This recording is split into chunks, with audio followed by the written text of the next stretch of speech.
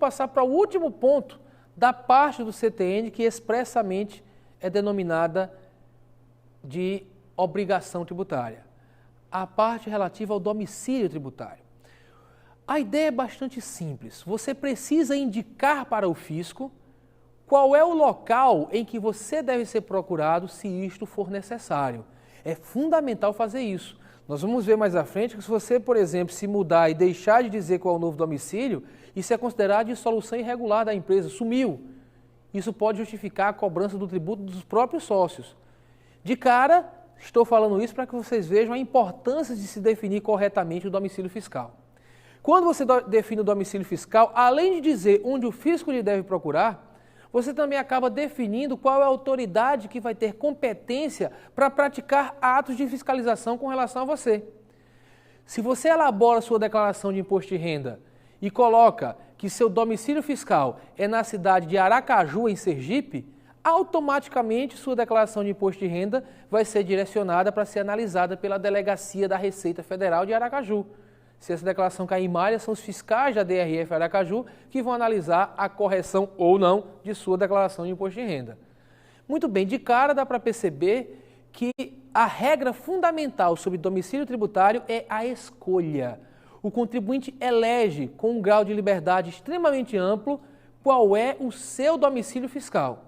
Ele tem o direito de escolher e pode até escolher domicílios diferentes dos seus domicílios civis. É um direito de escolha, dentro do bom senso. Eu costumo até lembrar de uma situação a mim aplicável.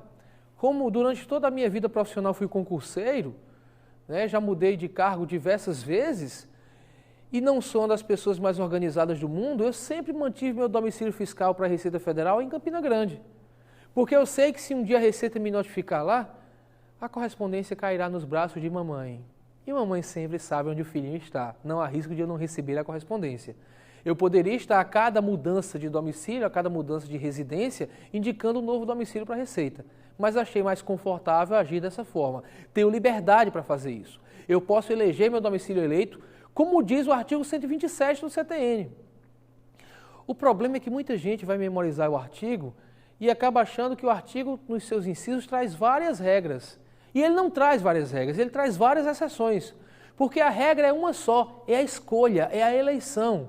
O artigo 127 começa dizendo, na falta de eleição pelo sujeito passivo, então veja, as normas que vão aparecer mais à frente são exceções à regra da eleição.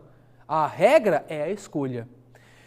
É uma escolha ampla, uma liberdade enorme, mas não é uma liberdade absoluta, porque o próprio Código vai dizer, num dos seus parágrafos, no parágrafo 2º desse artigo 127, que o domicílio eleito pelo contribuinte pode ser rejeitado. A autoridade fiscal pode rejeitar o domicílio eleito quando ele dificultar ou impedir a fiscalização ou arrecadação de tributos. Então o Estado recebeu uma indicação e não concordou. Agora, para não concordar, tem que dizer por quê. Tem que fundamentar. Trata-se do princípio Tim Maia. Me dê motivo. Você tem que dizer por que rejeita. E ao escutar isso, tem gente que diz, eu já vi isso acontecer. Já sei, vou dizer o motivo. Coloco rejeito o domicílio eleito, porque aí copia o código. Ele impede ou dificulta a fiscalização ou a arrecadação de tributos. Isso não é motivar, isso é copiar o código. Você tem que dizer por que impede, por que dificulta a fiscalização ou a arrecadação de tributos. Você tem que dizer isso.